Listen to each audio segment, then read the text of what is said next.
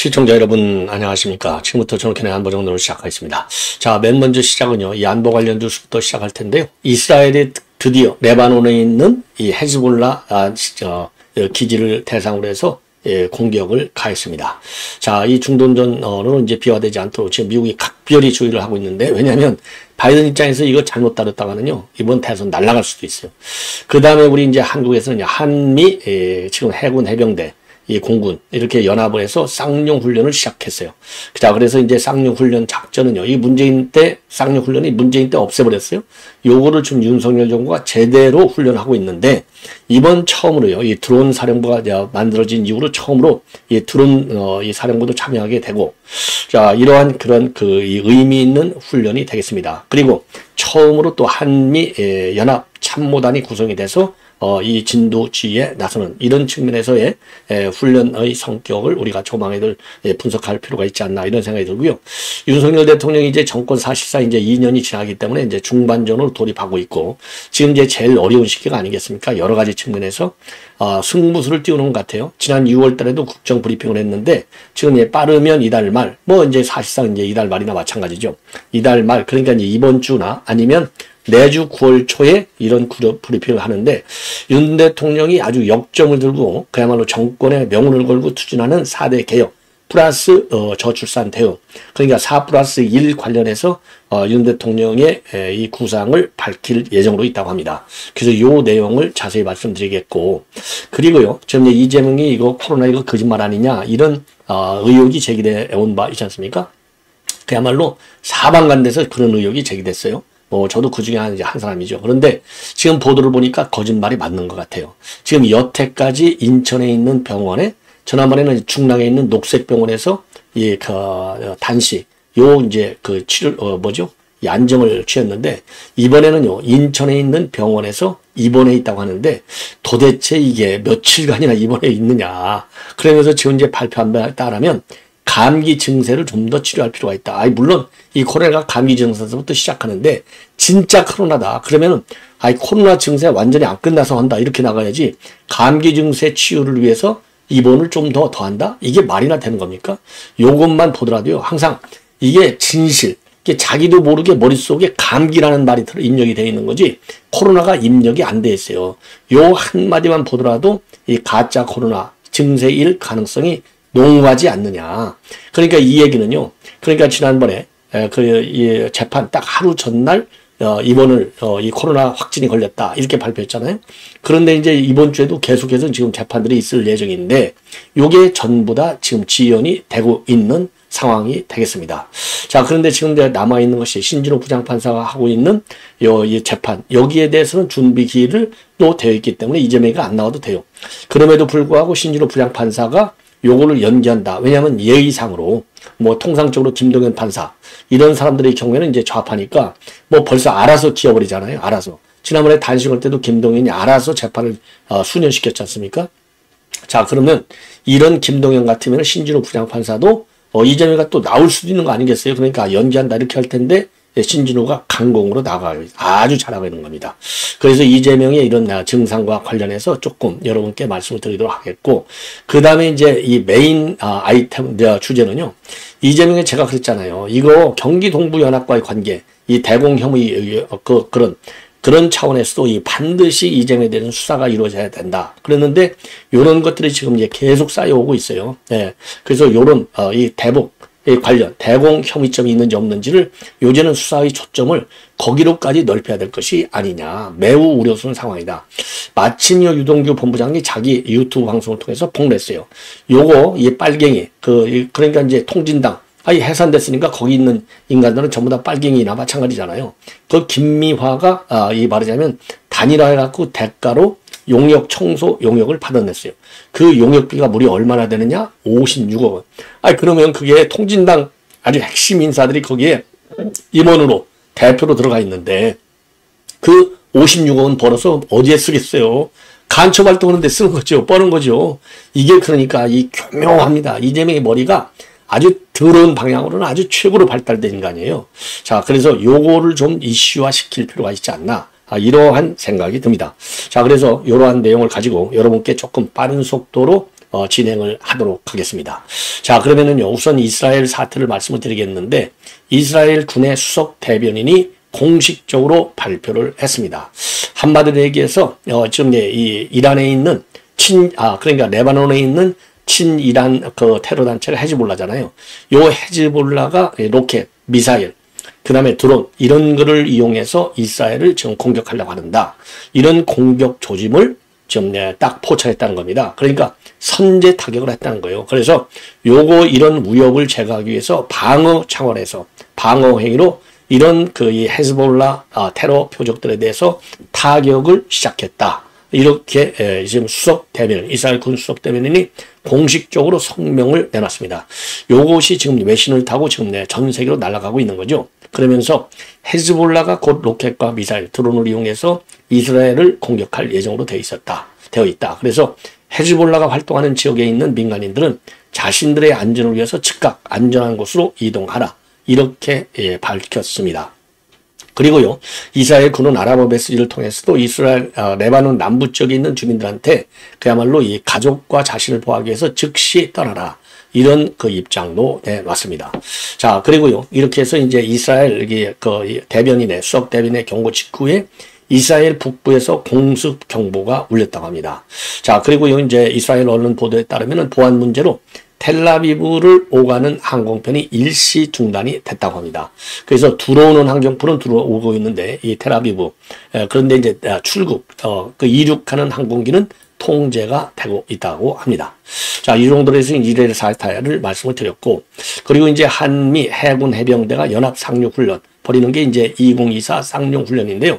26일 내일부터 9월 7일까지 동해안하고 경북 포항 일대에서 훈련에 들어가는데, 훈련을 목표는 이제 군사 준비태세, 전투 준비태세를 점검하고, 그리고 상호 운영성 강화를 위해서 지금 한다. 해군하고 해병대 이제 상호 운영성, 그러니까 이제 아주 이제 호흡이 잘 맞도록, 궁합이 잘 맞도록 이제 훈련을 하는 것이 되겠습니다. 그래서 이번 훈련의 의미는 작년 9월에 드론 작전 사령부가 창설이 됐어요. 작년 9월에 창설이 됐기 때문에 이번에 처음으로 쌍용 훈련에 참여하게 되고, 드론 사령부는 육해공군하고 해병대로 구성되어 있는 최초의 합동 전투 부대가 되겠습니다. 그래서 이번 훈련에서 처음으로 드론을 이용한 사전 정찰 작업을 하게 됩니다. 자, 그래서 이제 이번 훈련이 상당한 의미가 있어요. 자, 그리고 내달 초에 전개되는 이 훈련에서는요, 한미연합하고 합동전력이 해상 공중에서 대규모로 작전을 펼 예정으로 있다고 합니다. 그래서 이 이번 훈련에 동원되는 이 함정을 보면요, 함정이 무려 40여 종이 되겠습니다. 40여 종. 그리고요, 이 전투기가 한 40여 대. 그리고 상륙 돌격 장갑차 40여 대, 그리고 영국 해병대 코만도 부대까지 참여를 한다고 합니다. 어마어마한 것이죠. 예.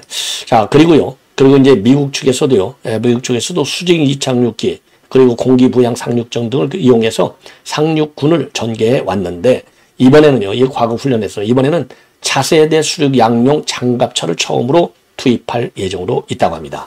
자, 이 쌍용 훈련이 어마어마하게 중요하고 2012년도부터 시행해 왔는데 2018년까지는 여단급으로 진행됐어요. 그런데 이게 문재인 때 중단이 됐고 작년부터 4단급으로 확대가 돼서 이 훈련이 되고 있습니다. 그리고 영국의 이 코만도 해병대도요, 작년부터 참여하고 있어요. 그러니까 이게 어마어마한 그야말로 이제 이 훈련이 되는 것이죠.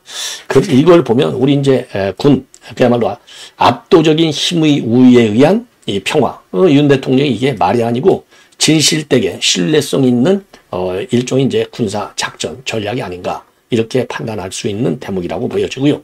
자, 이번에는요, 조금 이제 빠르게 진행을 하겠는데, 윤 대통령이 일종의 제가 보기에는요, 승부수를 준 거나 마찬가지가 아니냐, 이렇게 판단이 돼요. 그래서 4대 개혁, 여러분들 4대 개혁, 이게 이제 윤 대통령이 그야말로 목숨 걸고 한다고 할 정도로 강하게 추진하고 있는 거 아니겠습니까? 연금 개혁, 교육 개혁, 노동 개혁, 그 다음에 의료 개혁.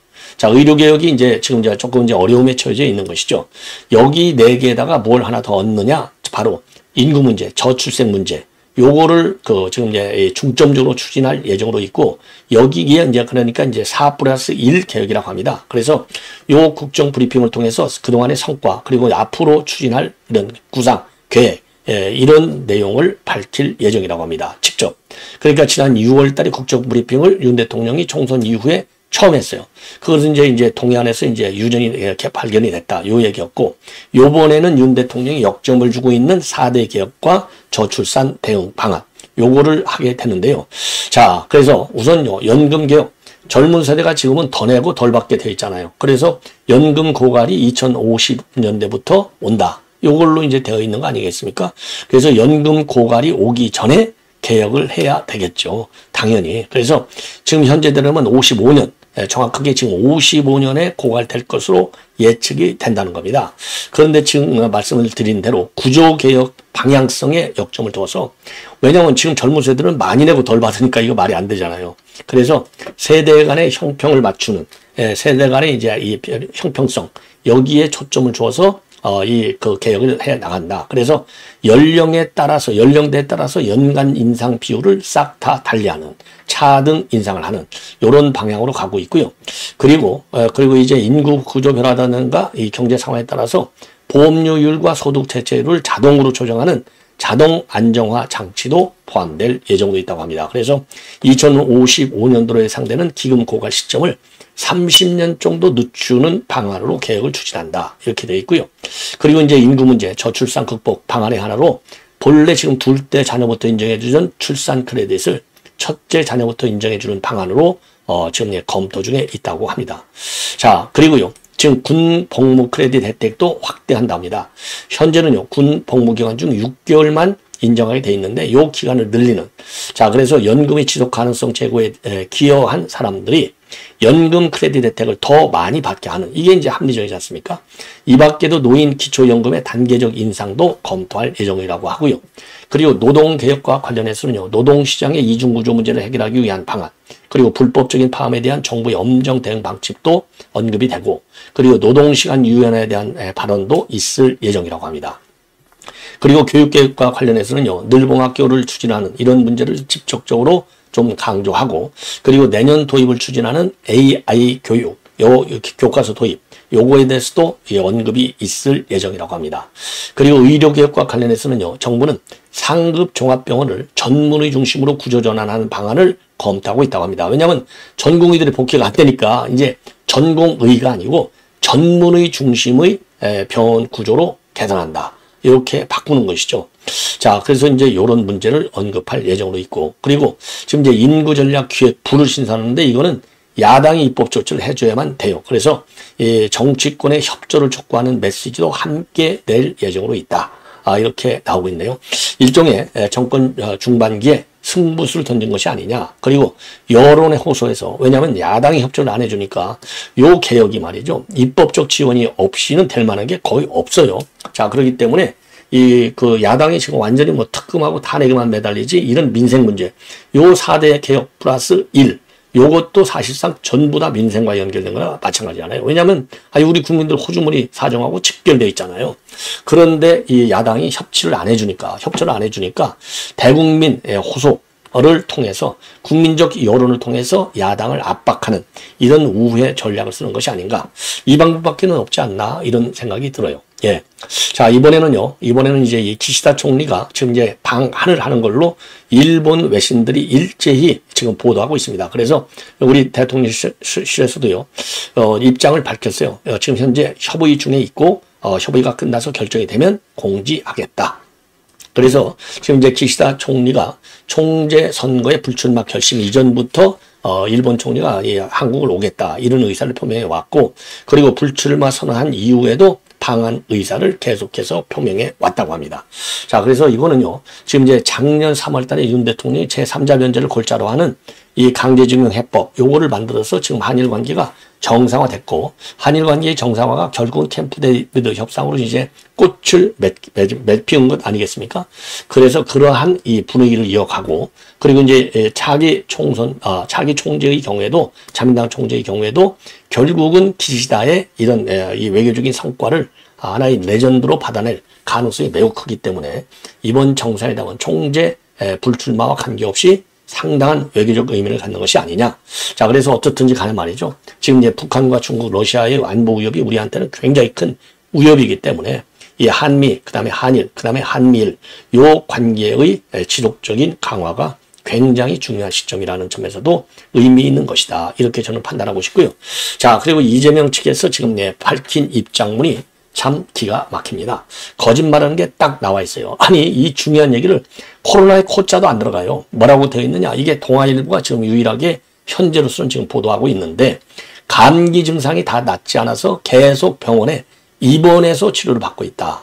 의사 소견에 따른 조처로 퇴원 시점은 아직 정해지지 않았다. 여기에 굉장히 감기 증상이 다 낫지 않았다. 여기서 물론 이제 코로나 증상의 상당은 감기하고 비슷하다. 이건 뭐 우리 국민이 모두가 다 아는 것이죠. 그런데 워딩을 이 민감한, 아니 당 대표가 지금 코로나 걸린 거 아니에요. 그러면 코로나로 시작해서 코로나로 끝나야죠. 감기 증상이 왜 나오냐고. 예. 만약에 제가 코로나 걸렸는데 감기 증상, 이건 괜찮아요. 예, 뭐 정치 상황에 큰 영향이 없으니까. 아무 영향이 없으니까. 그런데 이재명에는 정치 상황 사법 리스크에 얼마나 큰 영향이 있습니까? 이미 위중유사, 공직선거법, 요거 재판 기일을 전부 다 한 2주씩 늦춰버렸잖아요. 예. 그리고 더군다나 지금 신진호 부장판사는 27일 날 재판 준비 기일, 첫 재판 준비 기일이 열리잖아요. 이것만 보더라도 이 워딩 하나하나가 굉장히 민감한데 감기 증상이 낫지 않았다. 그 다음에 그래서 의사 송연에 따른 조처다. 이 얘기는 결국 나는 나가고 싶어도 의사가 나가지 말래. 책임을 미루는 거예요. 의사 소견에 따른 조치. 그러니까 감기 증상할 때는 감기냐 코로나냐는 별로 신경을 안 쓰고 의사 소견임을 강조하고 있어요. 이게 뭔가 균형이 맞지 않은, 이 거짓말도 느닷없이 하다 보면 이게 앞뒤가 안 맞잖아요. 바로 이게 앞뒤가 안 맞는 입장을 내놓은 겁니다. 예, 참 그래서 이게 참 말하자면 이게 그동안에 제기됐던 의혹을 뒷받침하는 것이 아니냐. 이런 판단이 드는 것이고. 자, 그래서 지난 22일 날, 그러니까 이제 목요일 날이에요. 금요일 날 재판이 있었는데 22일이잖아요. 그러면 5일간 이제 통상적으로 이제 자가격리를 하도록 돼 있으니까 27일까지 되는 것이죠. 그러면 요걸로 보더라도 재판 준비 기일, 그러면 신진호 부장판사가 통상적으로 지금도 이제 코로나면 5일 이 자가격리를 하기 때문에 재판에 못 나올 확률, 뭐 본래도 안 나오려고 하는데 당연히 안 나오지 않겠습니까? 그러면 이 김동연 이런 좌파 판사들 같으면 이거 당연히 알아서 충성맹세를 했겠죠. 연장하는 걸로. 그런데 신진호 부장판사는 강공으로 나오는 것 같아요. 아주 잘하는 것이라고 저는 봅니다.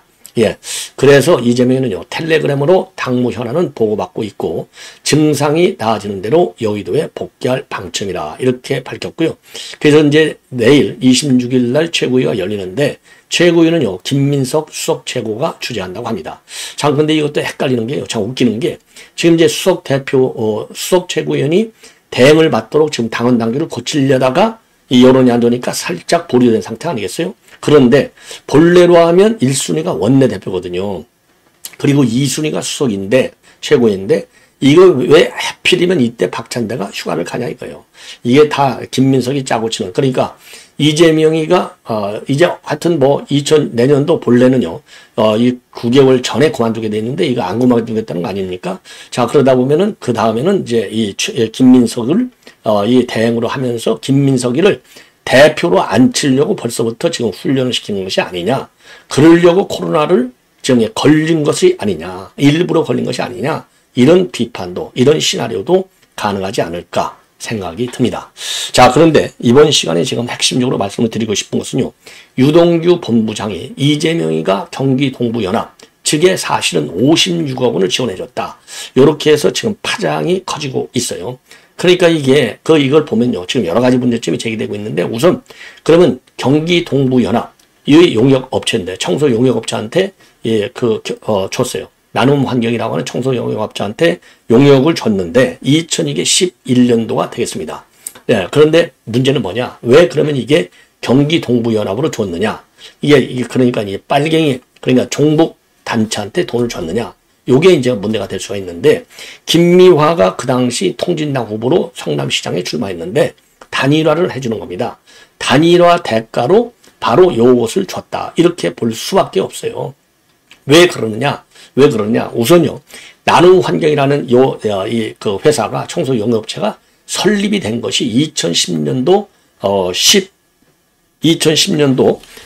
설립이 된 게요, 2010년도 12월에 설립이 됩니다. 12월에 설립이 되는데, 설립이 되고 나서 한 달 만에 사회적 공격으로 지정이 되고, 바로 총소 용역을 따내는 거예요. 그런데 이제 총소 용역을 주려면 공모를 해야 될 거 아니에요. 업체들 다 응모하라고. 그런데 딱 공모를 하고서 바로 하루 이틀 있다가 이 나눔환경이라고 하는 경기동부연합이 사실상 설립한 요 회사한테 줘버리는 거예요. 그러니까 다른 이 용역업체들은 그때서 이제 여기 이제 공부에 응하려고 뭐 회사를 만들고 난리를 치는데 벌써 줘버려요. 이 얘기는 결국 뭡니까? 위례 신도시 사업도 이미 그 당시 이제 모 건설업자한테 주기로 나무하고 다 짜고 친 고스톱. 대장동 사업도 다 그 김만배 화천대한테 주기로 짜고 친 고스톱. 예. 요게 이것도 마찬가지면 이 경기동부연합 임원진들이 그러니까 나눔환경의 대표서부터 시작해서 그 임원진들이 대부분이 다 경기동부연합 출신으로 돼 있어요. 여기에 다 주기로 결정을 해놓고 공고를 내는 거예요. 그러니까 고속 번개같이 결정을 해버리는 거예요. 다른 업체들이 사실상 심사 대상도 안 올라오게.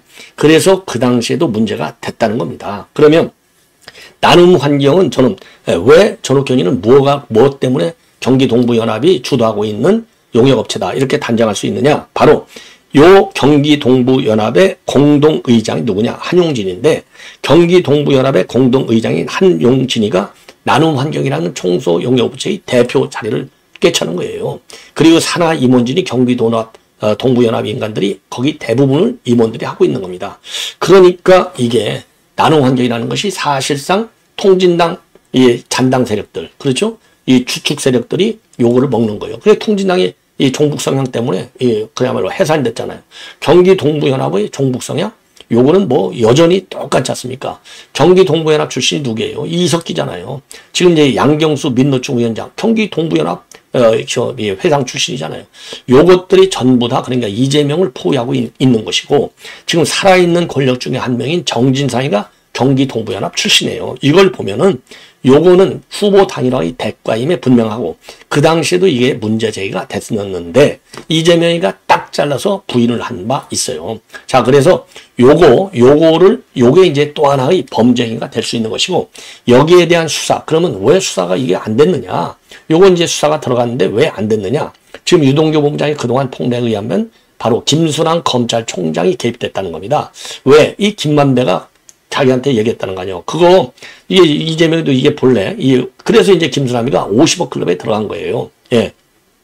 왜냐면 김수남이가 이거 빼줬다는 거 아니에요. 그러니까 동부연합과의 커넥션이 김부남이라고 하는 전직 검찰총장의 파워 때문에 수사가 이루어지지 않은 겁니다. 그래서 이 경기동부연합이 추측이 되고 있는 나눔환경이라고 하는 이 용역업체가 용역받는 과정, 여기에 대한 전면 재수사가 꼭 필요하다. 이게 새로운 대북 커넥션을 찾아낼 수 있는 중요한 단서가 될 수 있다는 겁니다. 그리고 경기동부연합 핵심 상당수가 시장직 인수위원회 인수위원으로까지 활동을 했어요. 인수위원장이 누구예요? 지금 양보했던 김미화 요 통진당 의원이 인수위원장을 했잖아요. 예. 그러니까 이 인수위원장까지 해먹었고 그리고 이제 그래서 이런 것이 다 김미화 통진당 김미화를 갖다가 지금 이제 이 사회적 기업 김미화가 사실상 이제 나눔환경이 이제 대표 역할을 했으니까 말이죠. 예. 그래서 요게 경기동부연합 이 통진당 단당 이 주축 세력이기 때문에 대북 커넥션이 바로 여기에 있고 이 56억 원 이게 어디로 이게 들어간 건지 요것도 전부 다 추적해서 이재명의 대공 이 혐의점을 캐내야 되는 것이 아닌가 이러한 문제 제기를 하고 싶어요.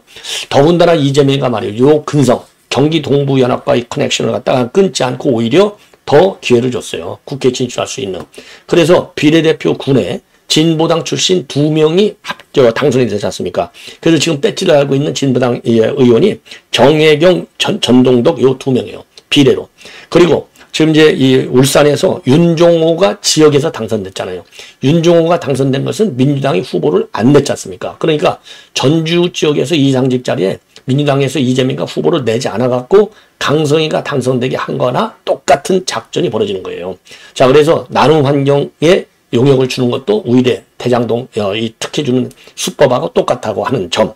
예. 그리고 지금 이제 진보당과의 커넥션을 끝까지 챙기고 있는 이재명의 내용. 그러니까 이제 보궐선거에서 강성희를 전주에서 당선시키는 거. 아예 후보 추천도 안 하는 거. 이번 총선에서는 윤종호 울산에서 아예 후보를 내지 않고 윤종호가 독점적으로 당선되게 하는 거. 그리고 비례대표에서 진보당 3명씩 기회를 줘가지고 2명, 정혜경과 전동정의가 당선되도록 하는 거. 이걸 보면 이재명이 주변에 이 빨갱이들이요, 쫙 지금 달라붙어 있는 형국이다. 그래서 이 56억, 요 행방, 요거를 추적해야 되고, 김수남이가 지금 50억 킬로미터가 있는데 수사를 한다는 말이 별로 없어요. 수원지검에서 서면 조사만 한번 했다는 보도 이외에는 안 나와요. 그래서 김수남에 대한 전면체 수사도 반드시 이루어져야 되겠다. 이런 말씀을 드립니다. 그래서 요 이재명의 대공 혐의점, 그리고 56억, 이거에 대해서 별도의 우리 시민단체 여러분들의 이제 고발이 필요한 상황이 아니냐. 요렇게 판단이 됩니다. 자, 이 본 방송 이걸로 마치겠고요. 계속 듣는 저희 방송 여러분들의 많은 시청을 부탁드리겠습니다. 대단히 고맙습니다.